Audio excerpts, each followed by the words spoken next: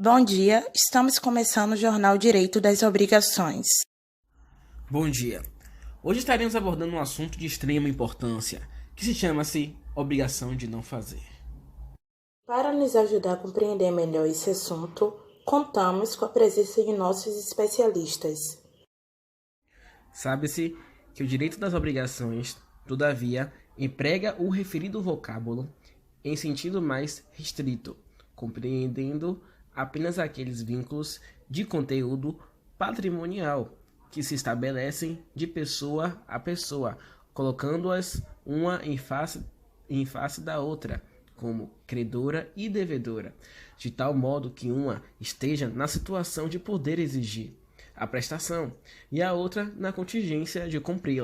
E a obrigação de fazer vem diante de uma conduta humana que tem por objetivo um serviço, baseando-se em uma espécie de obrigação positiva pela qual o devedor se compromete a praticar algum serviço lícito em benefício do credor. Sendo assim, no que consiste a obrigação de não fazer?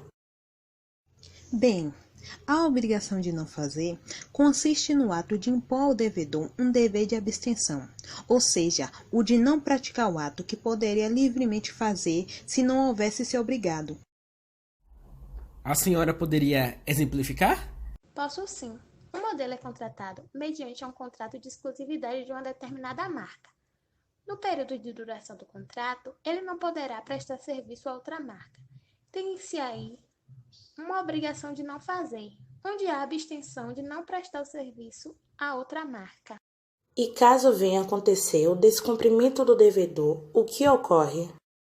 Se o devedor praticar o ato que se obrigou a não praticar, torna-se inadimplente, podendo o credor exigir, com base no artigo 251 do Código Civil, o desfazimento do que foi realizado, sob pena de se desfazer à sua custa, ressarcindo o culpado perdas e danos. E assim sendo, incorre ele em mora, desde o dia em que executar o ato que deveria abster-se.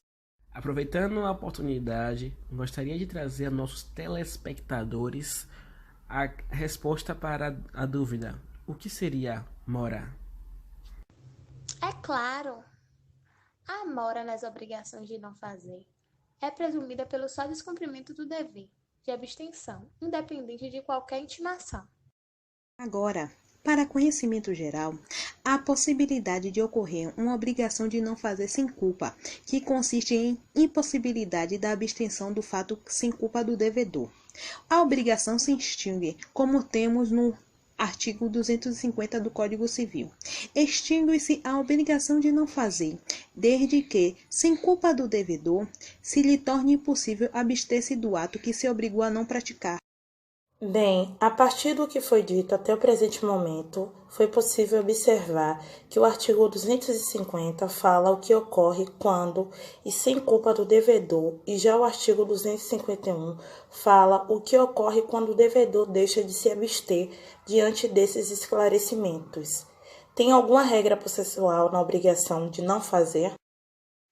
Sim, as regras processuais da obrigação de não fazer estão previstas no artigo 822 e 823 do Código de Processo Civil de 2015. O artigo 822 prescreve que se o executado praticou o ato a cuja abstenção estava obrigado por lei ou por contrato, o exequente requerirá ao juiz que assine o prazo executado para desfazê-lo. Diante disso, o juiz mandará citar o devedor e desfazer o ato no prazo que fixar. Caso o devedor não cumpra, o juiz se responsabilizará de acordo com o artigo 823. O artigo 823 prescreve que, havendo recusa ou mora do executado, o exequente requererá ao juiz que mande desfazer o ato à custa daquele, que responderá por perdas e danos. E se não for possível desfazer o ato, o artigo 823, em seu parágrafo único, dirá: não sendo possível desfazer-se o ato, a obrigação resolve-se em perdas e danos, caso em que, após a liquidação, se observará o procedimento de execução por quantia certa. Agradecemos pela presença das senhorias. O nosso jornal Direito das Obrigações fica por aqui. Até a próxima.